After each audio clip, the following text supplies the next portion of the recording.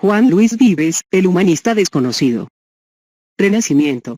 Amigo de Erasmo de Róterdam y Tomás Moro, consultado por Carlos V y Enrique VIII. ¿Cómo es que nos suena tan poco? Retrato del humanista valenciano Juan Luis Vives. Mantuvo una estrecha relación con algunos de los mayores humanistas de la Europa del Renacimiento, como Erasmo de Róterdam y Tomás Moro. Dio consejos a un papa, Adriano VI, y también a monarcas como Carlos V, Francisco I, Enrique VIII, y Catalina de Aragón.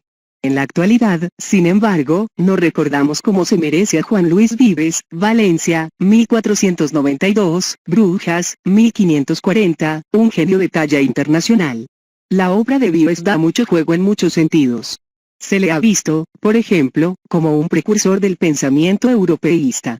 Esta es la opinión que defendió el historiador italiano Mario San Cipriano en los años 50, en la época de la construcción del mercado común. El profesor de filología latina Francisco Calero, en una introducción a sus obras, sostiene que el pensador valenciano fue el humanista que en más ocasiones utilizó la palabra Europa en un sentido no geográfico. En cambio, Erasmo no lo emplea con ese significado ni una sola vez, y eso no ha impedido que se le considere prototipo del hombre europeo. Perseguidos. La sombra de la Inquisición se proyecta sobre su vida desde el principio.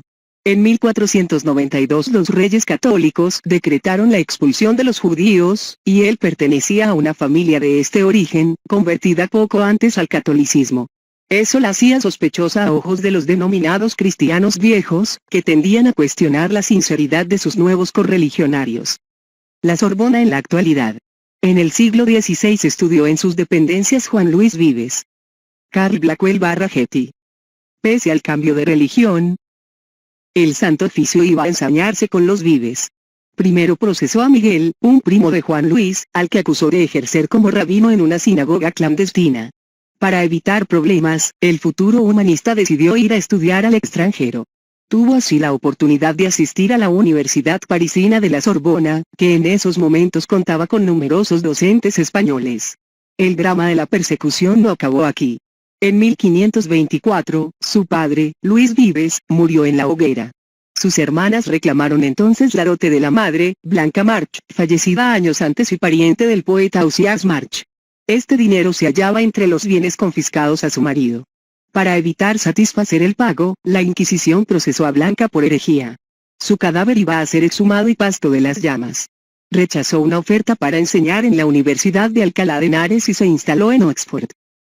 Con estos antecedentes, resulta más que comprensible que nuestro hombre rechazara una oferta para enseñar en la Universidad de Alcalá de Henares. Temía por su seguridad personal.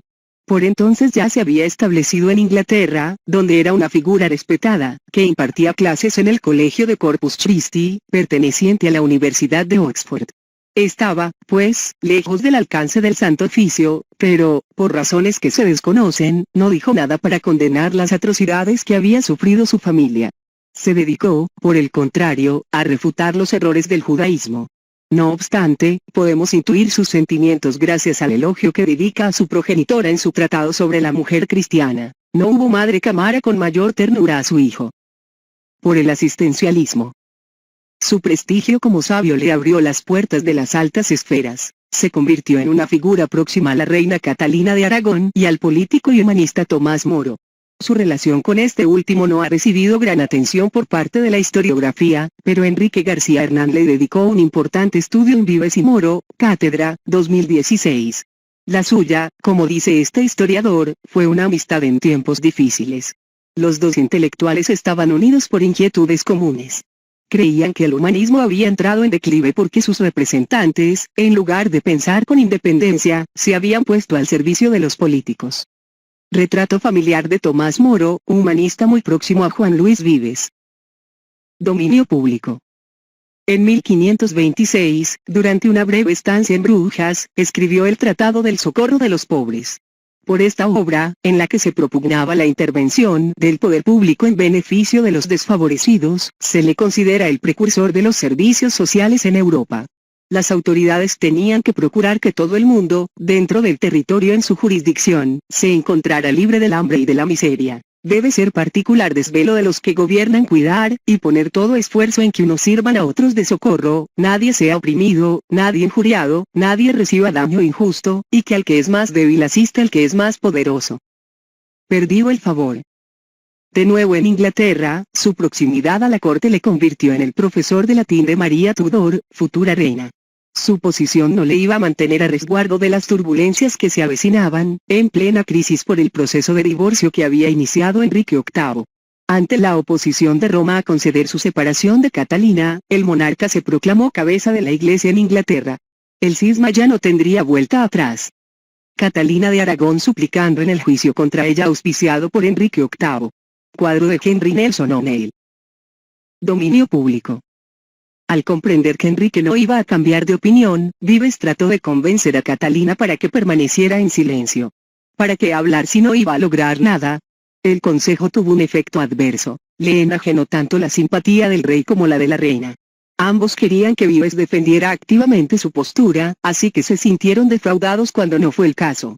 El valenciano vio entonces cómo se le retiraba la pensión que le permitía sobrevivir. Si antes había tenido que huir de España para evitar males mayores, ahora en Inglaterra tenía que hacer lo mismo.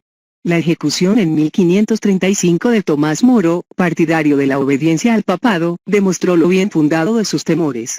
Conmocionado ante la muerte de su viejo amigo, hizo lo posible por difundir su imagen de mártir del catolicismo. Al advertir que la reforma protestante no era una simple disputa teológica, Vives propuso un concilio. Vives dedicó sus últimos años a la filosofía moral y la pedagogía. Su libro sobre la enseñanza del latín, de enorme éxito, conoció numerosas reediciones. Murió en Brujas, tras una etapa marcada por la mala salud. En busca de la coherencia. La obra de Vives resulta atractiva por muchas razones. Nos hallamos ante un testigo del fuerte desgarro que supuso para la cristiandad la reforma protestante, en un tiempo en que los asuntos religiosos no podían separarse de los políticos. En un principio se figuró que la discordia no iba a ir más allá de una disputa teológica. Al darse cuenta del error, propuso como remedio la convocatoria de un concilio que ayudará a cicatrizar las heridas. Esta medida demuestra un cierto talante democrático. No pensaba que el pontífice, por ser el jefe de la Iglesia, tuviera que dirigirla atendiendo solo a su voluntad. El Papa Alejandro VI, Rodrigo de Borja, a quien Juan Luis Vives escribió denunciando las inconsistencias de los católicos. Wikimedia Commons. Cristiano ferviente, criticó con dureza las múltiples inconsecuencias de los católicos de su tiempo, poco fieles en sus actos a sus principios doctrinales. En un escrito dirigido a Alejandro VI expresa su denuncia en términos de gran intensidad. Si alguien compara lo que Cristo nos mandó con lo que estamos haciendo, juraría que estamos representando una comedia fingida y ridícula cuando asistimos a la misa, y cuando queremos que se nos llame y se nos tenga por cristianos. Con estas palabras se refería a la actitud de aquellos que predicaban la caridad, pero después protagonizaban disputas violentas contra sus hermanos en la fe. Otro de sus aspectos innovadores es su pacifismo. Abogó repetidas veces por la paz entre los reyes cristianos, entregados a unos conflictos que solo producían desolación y muerte.